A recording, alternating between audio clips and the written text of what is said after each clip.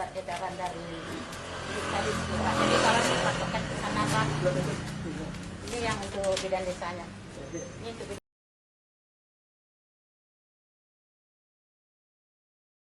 desa. Ini untuk bidan desa ini. 20. Nah, ini kan artinya yang jaga bukan IGD. Ini kan maksudnya dia agar dinasnya kamu, bukannya IGD. Kamu sekolahnya di mana? Masa kamu menafsirkannya ini? Ini jam dinasnya, bukan IGD. IGD itu 24 jam. Kan saya instruksikan kemarin Camat. Mana serial tuh? Ya. Kan saya instruksikan semua kapus kemarin harus ada 4 orang standby. Jangankan hari-hari biasa. Sabtu Minggu aja 4 orang harus standby, saya bilang. Kamu menafsirkannya ini. Ini bidan desa. Ini IGD harus standby 4 orang. Kejadiannya jam 5. Siapa yang merusak ini apa? Siapa? Ya, kenapa Anda urusanya? Sama kan ada warga kecelakaan juga, ini nggak ada orang. Jadi berbantu sudah setengah jam ditidurkan di sini Pak. Jadi pelayanannya ditanya sama dokter, sama teman-teman ini, katanya tidak minimum pasien. Waktu jam kerjanya. Yang bilang nggak ada pasien siapa? Tapi tidak melayani jam kerja. Waktu kerja sudah habis. Waktu kerja habis. kalau tidak tahu Pak, siapa yang menitip seperti itu Pak? Ada lagi. Bukan ada siapa orang yang ngomong. Jelas orang Itu Inilah kita pelayanan di Kabupaten Sorong ini hancur.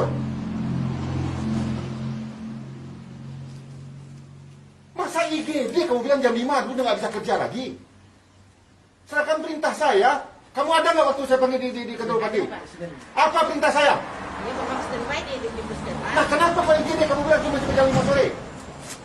Waktu itu saya nggak bilang dia sampai jam 5 sore Pak. Jadi waktu teman-teman yang mengapakan surat ini Pak, dia bilang kami biasanya sampai dinas sore, dinas malam kami lakukan Pak. Setelah surat ini keluar, yang teman mentelaahkan katanya, oh untuk kita tuh dinas sampai jam sesuai dengan surat ini Pak. Ini tanggal berapa dia bikinnya? Tanggal 20 April nih Pak, 2021. Tapi ini kan dinas. Kalau yang standby di sini kan tetap harus ada 24 jam. Di mana-mana di dunia yang namanya IGD itu 24 jam. Jadi mau izin Pak, barangkali kami salah dalam pengertian. Salah kamu tapi rusak pelayanan saya kepada masyarakat. Bagaimana cara kerjanya kamu? Masa IGD kamu buka sampai jam 5? Jadi kalau jam masyarakat sini, jam 6 sore aja mau mati-mati aja lah. Kami nggak tugas lagi begitu. Kan udah saya perintahkan, kamu ada nggak? Ada Pak. Kenapa nggak kamu laksanakan? Kenapa surat ini yang kamu pakai? Surat apa ini? Orang yang kecelakaan itu sudah terbaring dibawa oleh masyarakat, duduk di situ. Ini warung-warung kan banyak, duduk orang di situ. Lalu diketok-ketok nggak ada yang jawab. Lalu ada yang cepat beritahunya gimana? Orang itu keluar, ada bidan. Bidan nolak, alasannya di luar jam dinas dia. Dia dinas cuma sampai jam 2 siang, jam 5 sore. Padahal ini UGD, tugas mereka hanya sampai jam 5 siang. Nah, saya nggak ngerti dasarnya apa. Karena saya ngelihat memang, mohon maaf, tingkat pelayanan Kabupaten Solok berdasarkan ombudsman memang paling hancur. Bahkan menurut tim RPJMD kemarin kita kemiskinan kita itu nomor 2 di Sumatera Barat. Yang paling miskin, ekonomi kita, pendidikan kita, servis kita, semua hancur. Karena memang selama ini nggak ada yang peduli ya. Ini yang mereka saya sendiri, makanya ASN ini semua dia nggak peduli. Kenapa? Selalu dilindungi oleh atasan. Dan saya nggak tahu apa, dia dapat jabatan yang kenapa? Mungkin karena Joko dulu bidan desa di kampung hutan sana, jadi kapus di yang tempatnya bagus.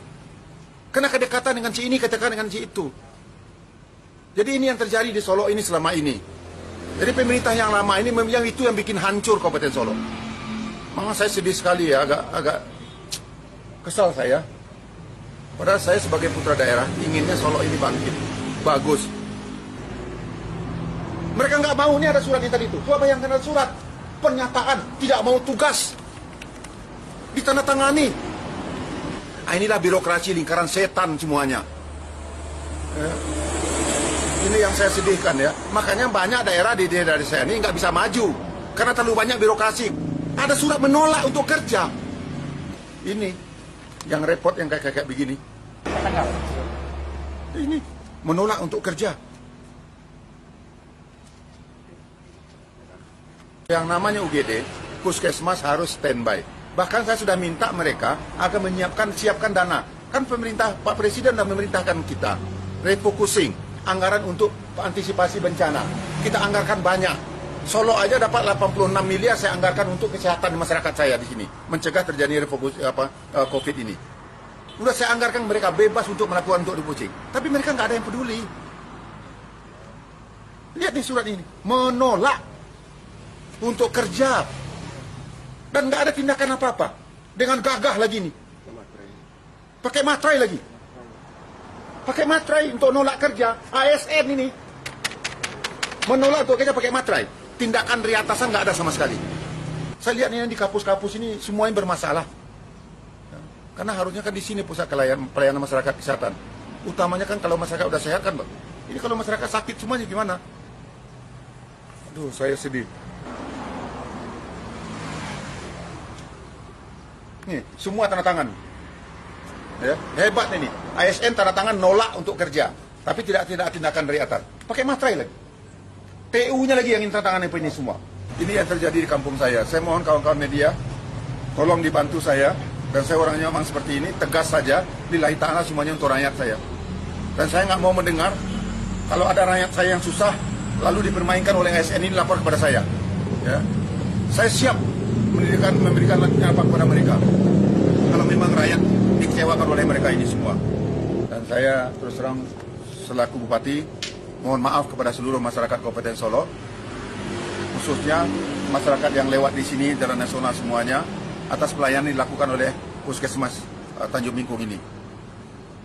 Dan insya Allah saya berjanji ini tidak akan pernah terjadi lagi. Dan saya sudah instruksikan kepada Kabar Pemerintahan dan saya sudah panggil juga Sekda tadi, akan jadi barang pertimbangan bagi kami. Dan siap-siap memberikan sanksi yang tegas pada orang-orang ini semuanya.